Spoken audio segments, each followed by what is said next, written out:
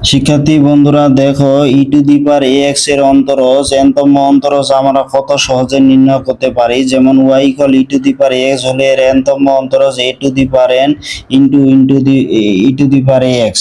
এখন y equal e to the power x হলে y two equal কত হবে, এখানে টু বলতে এটাকে এন বোঝাচ্ছে, তাহলে এ টু দি পাওয়ার এন বলতে a square e to the power x. এখন ওয়াই ইকুয়াল 5x হলে ওয়াই থ্রি ইকুয়াল কত হবে, এ টু দি পাওয়ার এন, এখানে এ বলতে এখানে 5 আর এখানে এন বলতে 3, এ টু দি পাওয়ার এন বলতে এখানে 5 two the power 3 E to the power 5x, তাহলে 125 ই টু দি পাওয়ার 5x।